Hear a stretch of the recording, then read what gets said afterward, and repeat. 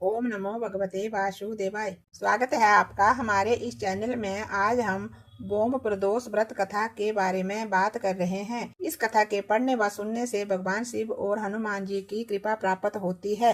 हर माह के शुक्ल और कृष्ण पक्ष की त्रयोदशी तिथि को प्रदोष तिथि का व्रत किया जाता है। प्रदोष तिथि जब मंगलवार को आती है तो उसे बोम प्रदोष व्रत के नाम से जाना जाता है। बोम प्रदोष व्रत में कथा सुनना व कहना बहुत ही पुण्यदायी माना जाता है और इस कथा से पूजा भी पूरी हो जाती है। मान्यता है कि बोम प्रदोष व्रत की कथा सुनने व कहने से देवों के देव महादेव जी का आशीर्वाद प्राप्त होता है और आर्थिक परेशानियों से मुक्ति भी मिलती है। आइए जानते हैं बोम प्रदोष व्रत की कथा के बारे में। बोम प्रदोष व्रत कथा। सूत जी बोले, अब मैं मंगल त्रयोदशी प्रदोष व्रत का विधि विधान कहता हूँ। मंगलवार का दिन व्याधियों का नाशक है। इस व्रत में एक समय व्रती को गेहूं और गुड़ का भोजन करना चाहिए। इस व्रत के करने से मनुष्य सभी पापों व रोगों से मुक्त हो जाता है। इसमें किसी भी प्रकार का संशय नहीं है। अब मैं आपको उस बुढ़िया की कथा सुनाता हूँ जिसने ये व्रत किया व मोक्ष को प्राप्त हुई। प्राचीन काल की घटना है। एक नगर में एक बुढ़िया रहती थी। उसके मंगलिया नाम का एक पुत्र था। वृद्धा को हनुमान जी पर बड़ी श्रद्धा थी। वह प्रत्येक मंगलवार को हनुमान जी का व्रत रख करके यथाविधि उनको भोग लगाया करती थी। इसके अलावा मंगलवार को एक तो ना वो घर लिपती और ना ही मिट्टी खोदती थी।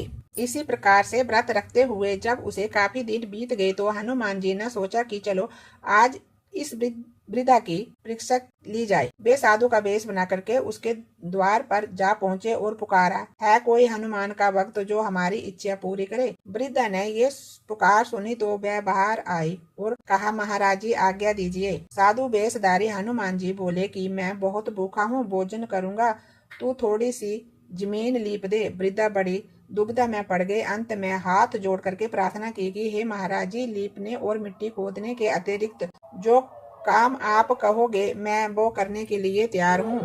साधु ने 3 बार परीक्षा करने के बाद कहा, ओदा लटका करके उसकी पीठ पर आग जला करके भोजन बनाऊंगा। तू अपने बेटे को बुला, मैं उसे वचन हार चुकी थी। वृद्धा ने सुना तो उसके पैरों के तले की जमीन खिसक गई, मगर वह उसने मंगलिया को पुकार कर साधु महाराज के हवाले कर दिया। उन्होंने वृद्धा के हाथों से ही मंगलिया को ओदा लिटाकर उसकी पीठ पर आग जलवाई, मगर साधु ऐसे ही मानने वाले न थे। आग जला करके दुखी मन से वृद्धा अपने घर के अंदर चली गई। भोजन बनाने के बाद साधु ने वृद्धा को बुलाया और कहा कि मंगलिया को भी आवाज लगा करके बुला ले ताकि वो भी भोजन कर ले। वृद्धा आंखों में आंसू भर करके कहने लगी कि अब उसका नाम लेकर के मेरे हृदय को और ना दुखाओ।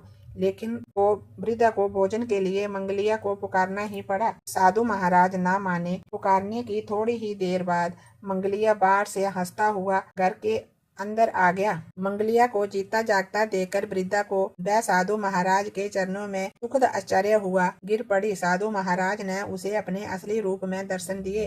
हनुमान जी को आंगन में देख करके वृद्धा को बहुत ही आश्चर्य हुआ और कहा कि आज तो मेरा जीवन सफल हो गया। बोलिए विष्णु भगवान की जय, हनुमान भगवान की जय।